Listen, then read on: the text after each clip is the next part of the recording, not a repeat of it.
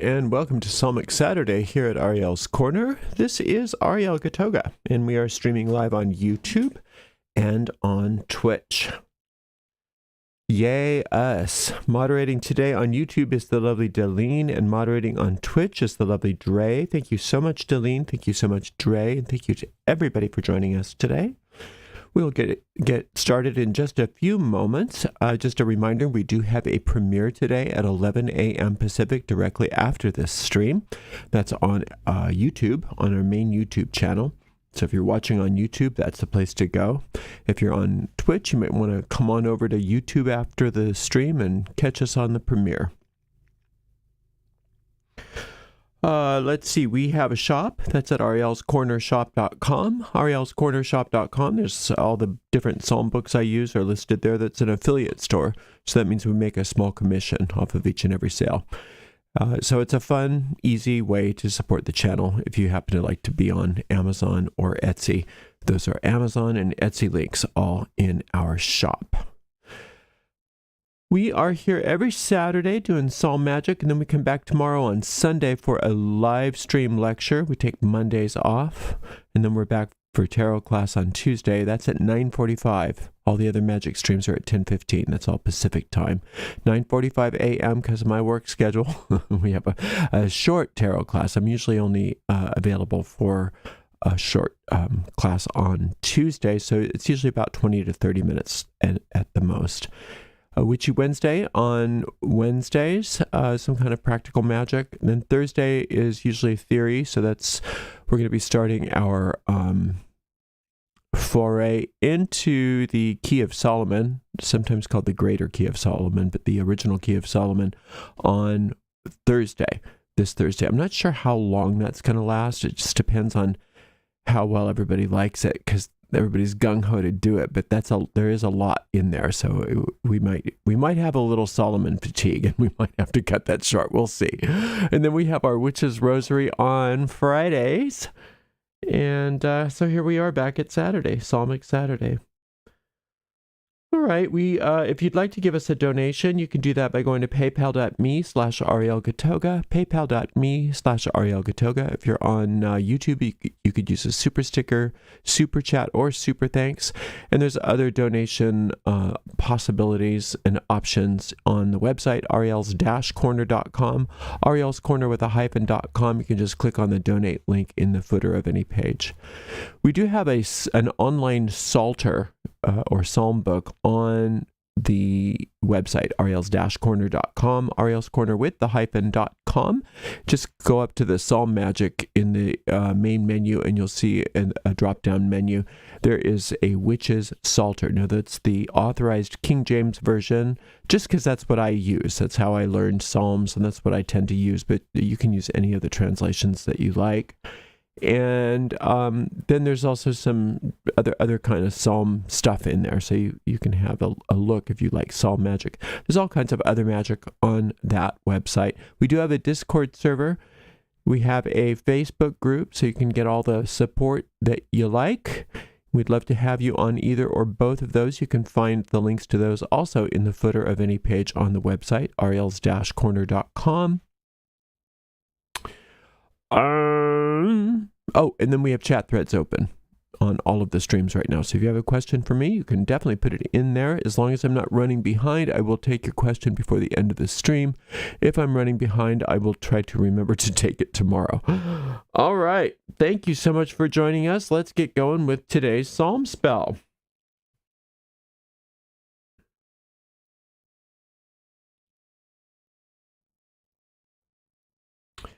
Today we are working on Psalm 49. Psalm 49 is sometimes used to help people increase their psychic powers, to overcome envy of the prosperity of others, and for help when dealing with serious illness. And it's especially used in healing for high fevers, which is interesting. It's a traditional use. The whole premise of Psalm 49 is the problem that people have with money. And so I like to use this to clear our minds of negative thoughts about money, clear our minds of negative thoughts about money. The way we work Psalm magic is very simple and very effective. We take the psalm in question and we read it out loud all the way once without stopping. That's called an incantation. And then we go back through that same psalm and we take it one verse at a time, and we contemplate each of those verses and kind of go underneath the hood a little bit and see if we can find some occult meanings, some hidden meanings in there, not just at face value, but what's it really saying under the surface? Those little under the surface meanings, those occult meanings, we call them magic seeds. And they're very, very potent magic seeds, because when we do that, when we search and dig and really kind of work up a sweat mentally and apply what we find there to whatever the situation is that we brought to the psalm, we, in a very real way, are taking those seeds of magic and planting them into the very fertile grounds of our minds, where they take root, they grow, they blossom forth, and they bear fruit after their kind. And that is exactly what we are going to do together right now with Psalm 49.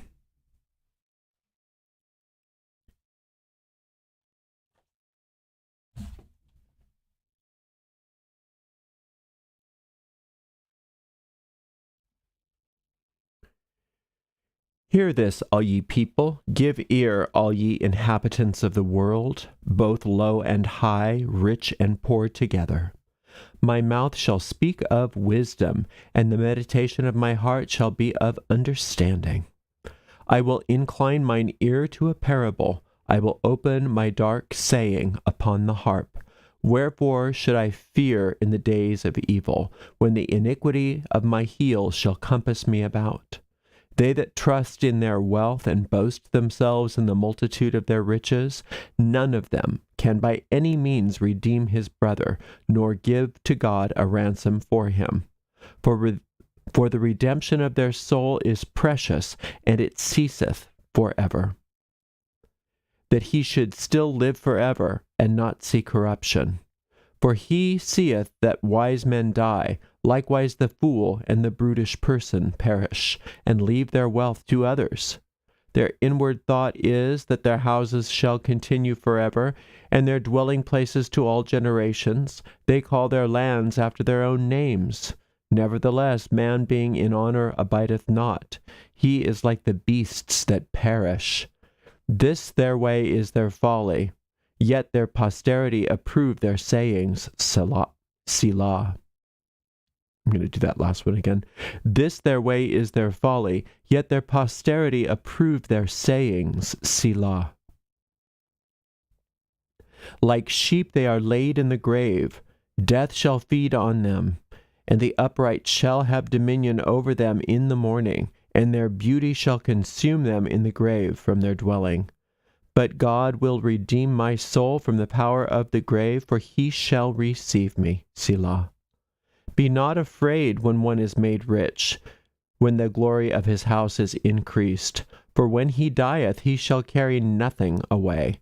His glory shall not descend after him. Though while he lived he blessed his soul, and men will praise thee when thou dost well to thyself. He shall go to the generation of his fathers. They shall never see the light. Man that is in honor and understandeth not is like the beasts that perish. All right, this is one of the wisdom psalms, and it's parables. It's a teaching from the psalmist themselves, rather than a prayer to infinite intelligence. So this is you can think of this as maybe your internal teacher giving you a little lesson in prosperity here. Because we misunderstand. We don't understand the difference between prosperity, which comes from infinite intelligence, and financial wealth that we create for ourselves. So it says, hear this, all ye people, give ear, all ye inhabitants of the world. So this is not one of those psalms from that's speaking of the congregation in a tabernacle and things like this. He's actually talking to every single person in the universe. both low and high, rich and poor together. You all better listen to me, he's saying. My mouth shall speak of wisdom, and the meditation of my heart shall be of understanding. So we are being instructed that if we are to be like what the psalmist is here, is to meditate on understanding, our heart, our soul, on sphere number 3 with the goddess, understanding. That's the Binah. My mouth shall speak of wisdom, he says. So he's telling us that he's going to speak of wisdom to us now, but we can also become as unto the psalmist ourselves, so that our mouths speak of wisdom because our souls are residing within the goddess, within infinite intelligence as the mother. I will incline my ear to a parable. I will open my dark saying upon the harp. So this is very bardic. You can think of the druidic bards with their harps, telling stories, telling parables, reciting poetry for the purpose of instructing. And it's a wonderful image to have, that your internal guide is like a bard of old. Wherefore should I fear in the days of evil, when the iniquity of my heels shall compass me about? So the days of evil are what we live in. And it's not something specific to this year or this century or this eon, but the days of evil are where we live, are the days that we live in anytime we live on this earth, because this earth is not our home. This is not what infinite intelligence created for us. This is the post-fall experience that we have if you're looking in the Bible. So where we are supposed to be living is in Eden, and we actually are living there, but we're asleep, and we're having this nightmare that we're living in this evil place that we have here. The iniquity of my heels shall compass me about. How does the iniquity of your own heel compass you about? You see, because we've got everything backwards here. Everything here is upside down. If you look at something in this world, you can pretty much assume it's not right. It's a distortion. They that trust in their wealth and boast themselves in the multitude of their riches, none of them can by any means redeem his brother, nor give to God a ransom for him. For the redemption of their soul is precious, and it ceaseth forever, that he should still live forever and not see corruption. So I'm taking 1, 2, 3, 4 verses together because they are all one sentence. Very long run-on sentence that this bard is singing to us on his harp, or her harp. So, they that trust in their wealth and boast themselves in the multitude of their riches, none of them can by any means redeem his brother. So you can't buy your way or anybody else's way into the truth. You can't buy your way out of this world of illusion. Your money is no good in heaven. Your money is no good in Eden.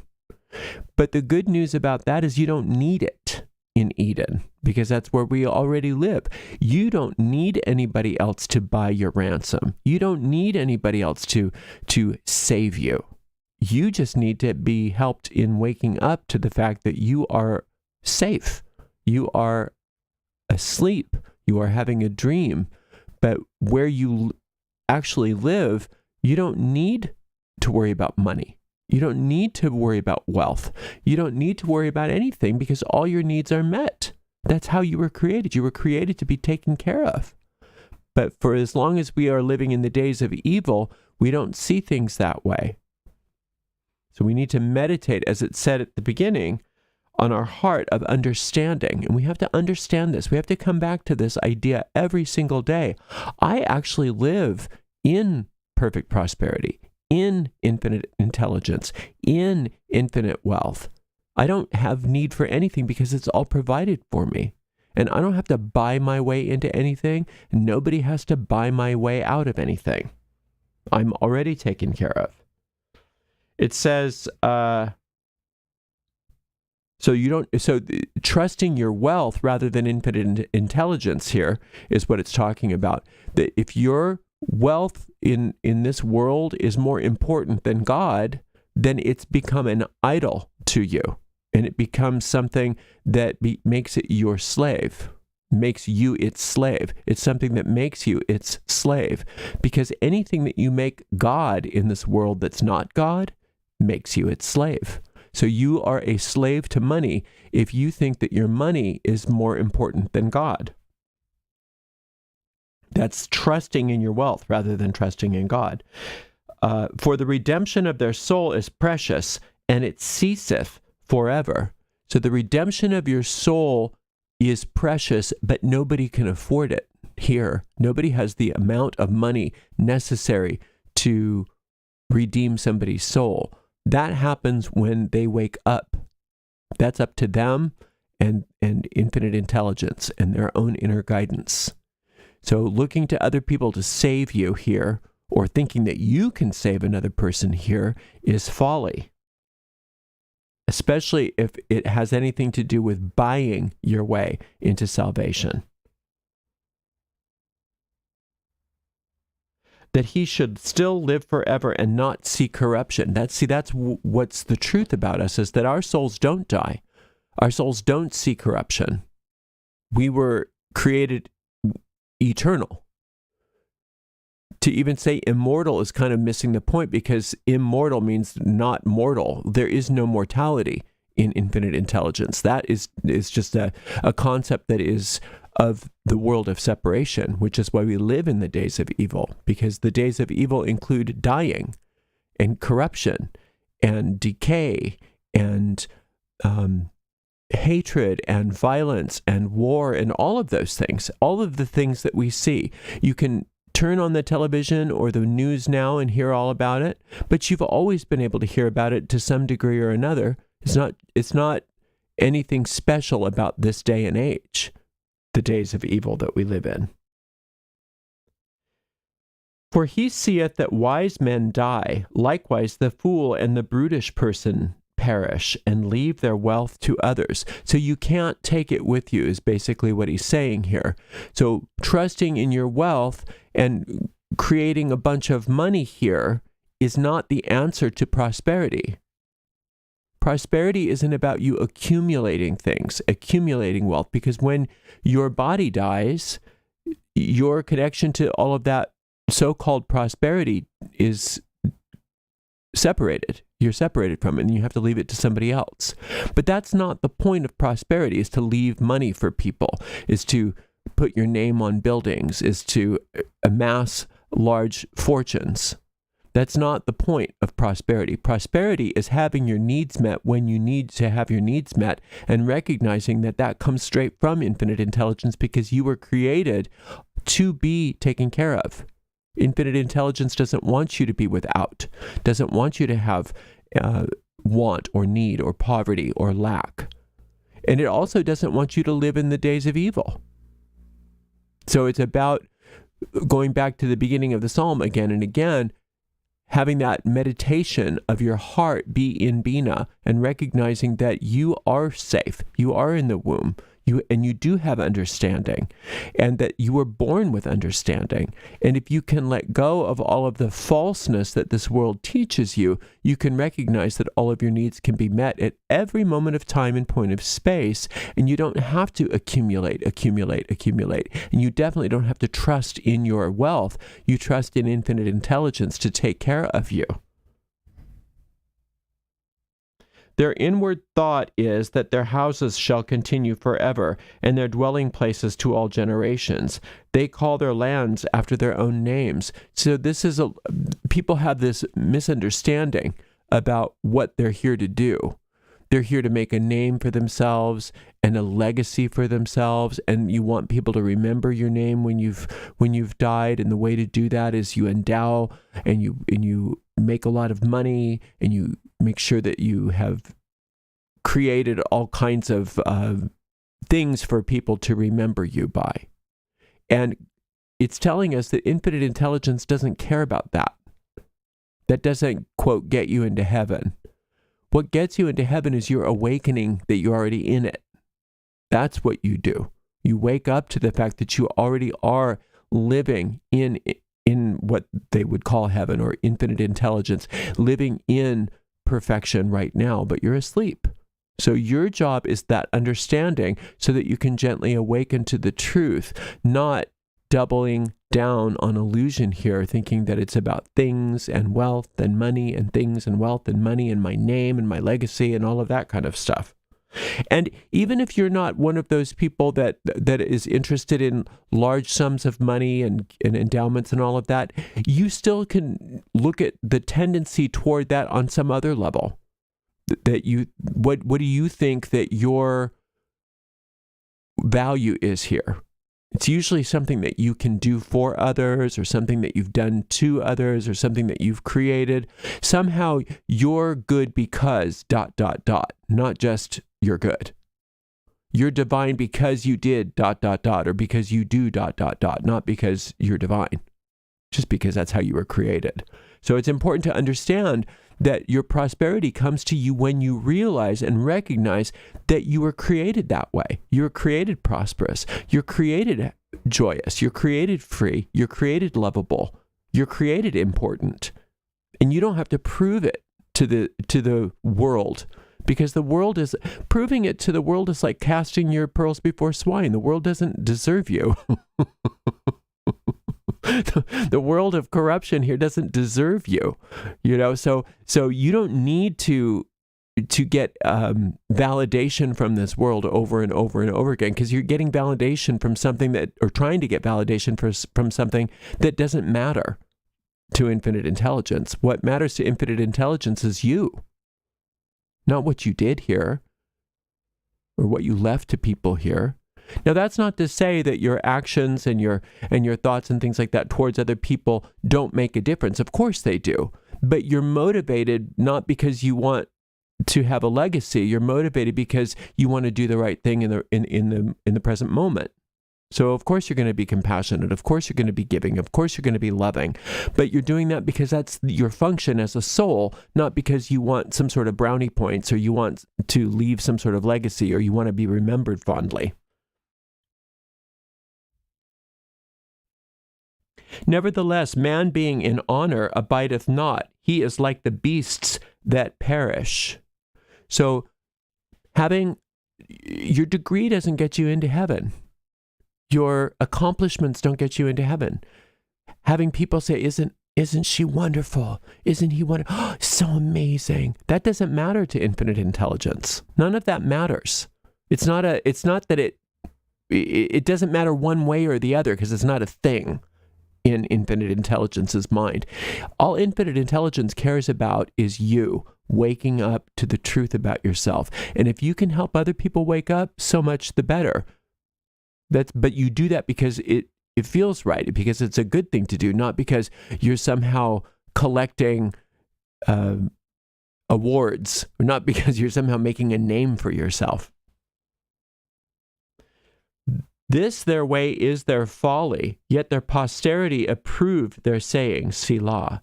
So it's really hard to understand the folly of trying to get approval from this world and trying to leave a name for yourself in this world and trying to prove to other people in this world of your worth. It's hard to recognize how foolish that is when this world constantly is encouraging such activity.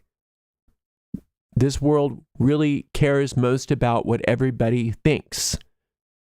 It doesn't really care so much about the fact that you're a soul, that you're straight from infinite intelligence, that you're here to be a light to the world. It doesn't care about that. It cares about what do you do? What have you accomplished? What are you leaving to society? What are you giving to me, basically? What have you done for me lately is what this world asks of you. So that's folly. And looking to this world to validate you is not going to get you closer to infinite intelligence. It's actually going to get farther from infinite intelligence, because this world is programmed to validate you in ways that are incorrect. Like sheep, they are laid in the grave. Death shall feed on them, and the upright shall have dominion over them in the morning, and their beauty shall consume in the grave from their dwelling. If you look to mortality to give you your identity, then when the mortality becomes mortal, becomes dead, then you are in crisis, because everything that you've put your faith in is then subject to death. And that what that does is it doesn't just wake you up to the truth, it reinforces the illusion. And so that's why when things happen, like if you believe in reincarnation, that's why people get reincarnated over and over and over again, because they want to come back and do it again. It's sort of like if you've ever been played a slot machine in Vegas. It's really hard to stop once you start. It's no, one more, just one more. Oh no, one more spin. Oh, this one, right? It's hard to pull yourself away from that. And it's the same kind of thing that gets us interested in another incarnation and another incarnation and another incarnation, because we want to keep doing the mortal things. We want to keep thinking, well, if I do it again, eventually it'll work. If I do it again, eventually it'll work. It never works here. This world isn't set up to work. This world is set up for you to die. So our only alternative is to recognize that this world is not where our salvation lies. Our salvation lies in our own awakening, waking up to the truth of who we are. Then it talks about that here. It says, "But God will redeem my soul from the power of the grave, for he shall receive me." In other words, when I wake up and I don't use my mind to come back into incarnation after incarnation after incarnation, if I wake up and I recognize, oh, I'm home already. I don't have anything I need to do. I don't need to get any more wealth. I don't have to prove anything. I don't need to make a name for myself. I just have to be myself. I just have to be the wonderful soul that I am. I'm living in heaven. I didn't have to get into heaven. I just had to awaken to it. So that's God redeeming your soul from the power of the grave. But that can only happen when we wake up. And if we refuse to wake up, God's not going to force us. God will just wait and wait and wait and wait. "Be not thou afraid when one is made rich, when the glory of his house is increased. For when he dieth, he shall carry nothing away. His glory shall not descend after him." We know very wealthy people that some of them are very nice. Sometimes people are just prosperous, and they're doing the right thing, and that's wonderful. But we know that that's not the case for a lot of wealthy people. A lot of wealthy people get wealthy because they're going after wealth for its own sake. And some of those people are really mean and really corrupt and really abuse their wealth and use their wealth as weapons against people just for their own selfish gain. And it's telling you, don't worry about it. Don't worry about it, because when that happens and he or she gets very wealthy, even if they're very corrupt, it's all going away. It's not going to last, because they are looking to the mortal world to give them something of value. And we've just discovered that doesn't work. Looking to the mortal world for value, all it does is disappoint you, because it's going to die. There's nothing in the mortal world that lasts forever. It's all beginning, middle, and beginning, middle, and beginning, middle, and death. The only part of the mortal world that is eternal is the cycle of life and death, which is hearkening back to a truth that there is no death ultimately. But in infinite intelligence's world, we don't go through that. We don't need that.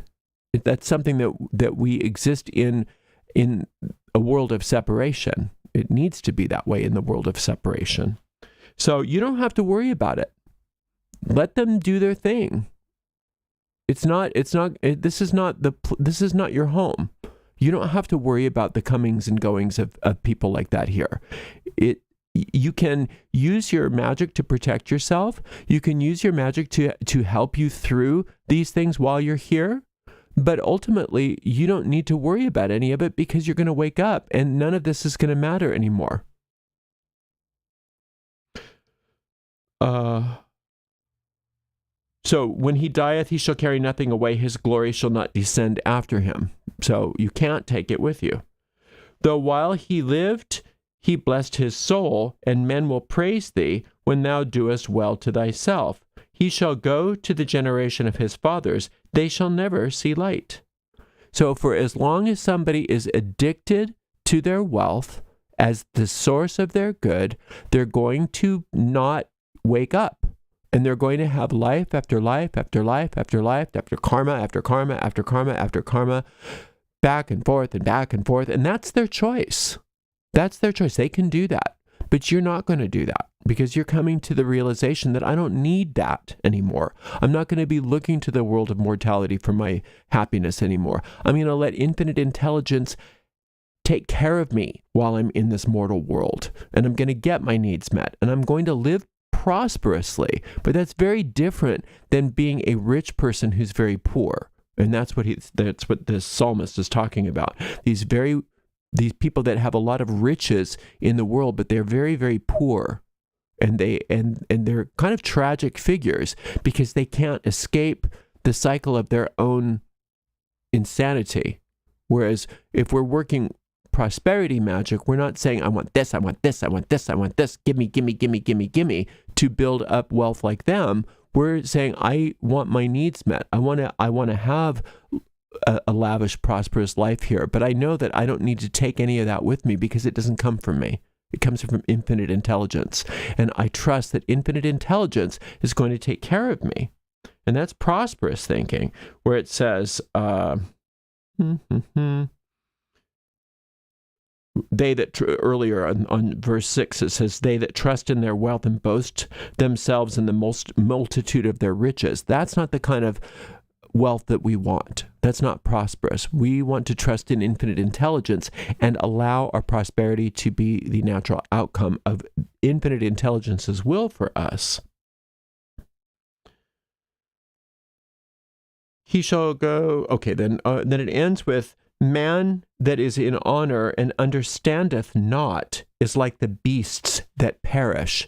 So unless you get on to that understanding, that sphere number 3, where you sit and you contemplate and you ask for understanding, then you are just going to naturally gravitate toward the cycle of birth and death. You're going to naturally gravitate toward the mortal world. And you're going to perish and perish and perish and perish. But it's saying that that's not necessary. That if you get understanding, you can lift yourself out of this desire to constantly be in this cycle of birth and death. And you can wake up and exist within the world of truth. And that's where infinite intelligence wants you to open your eyes, because that's where you're asleep right now, where everything is already permanently perfect and you have no worries and there is no need for you to worry about anything. There is no violence, there is no poverty, there is no famine, there is none of that. And that's what we are going to wake up to. But we have to stop being addicted to this mortal world. And so once we start seeing the mortal world for what it is, then we can choose against it and start opening up our second sight, our true spiritual sight, to the world that lies beyond it, which we are already living in. Right? So the only way to do that is by getting understanding. And that is sphere number 3, Bina. And that's where we are being instructed to meditate frequently, is sit and ask for understanding. So you just keep coming back to this psalm every single day until you get a sense of peace and certainty about whatever it is that you brought to the psalm. And once you get that sense of peace and certainty, you know that your spell has taken and you don't have to cast on that subject anymore. And you can go on to something else. Thank you so much for spending some time with me. I so appreciate you. Until next time, blessed be. Alrighty, let's see if we have any questions. In the witch's rosary, it says, blessed is the fruit of thy womb. Who is it referring to exactly? The divine child, us? The fruit of the womb of the mother is all that is manifest.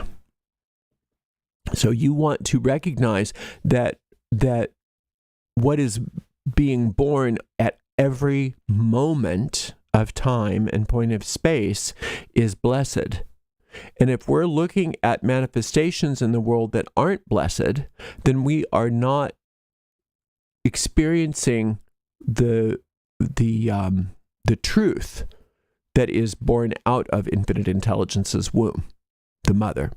So yes, it is the divine child. It is the divine child, but blessed. But you can make it even more universal than that. So you're asking basically that all of your manifestations be blessed. Blessed be the fruit of your womb. It's in the Catholic Church, they're talking about blessed be the fruit of your womb, Jesus, and as if that's the only thing. That it's just like, okay, well, you gave birth to Jesus, so yay, that's why you're so awesome. But we take a different perspective from in the craft that the womb is everything. Everything. So if we are asking that all of our manifestations be blessed, then we're asking that infinite intelligence gives birth to it rather than our ego mind, rather than us coming up with our own version of reality. So blessed be the fruit of thy womb is everything that I experience is a blessed manifestation, straight from source, not stuff that I've conjured myself, right? So that's what I say with that. It's if you look at the New Testament story of the Nativity, recognize that Mary is, if a lot of people think the Immaculate Conception means Jesus was born without sin. That's not true. The Immaculate Conception is referring to Mary being born without sin. And what that means on an occult level is that she was an embodiment of an angel. She was Gabriel. So she was the physical embodiment of Gabriel, so that there could be that angelic womb that gave birth to this light in the world, right? And so if you're a Christian, then that happened in time, and it's that one person, and it's this one thing that happened, and it's very different. If you're coming from an occult perspective, that's what's happening now to everybody.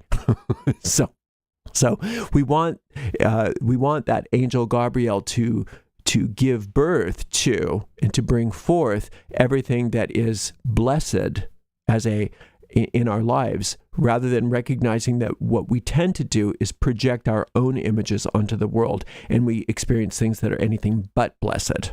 Hopefully that makes some sense.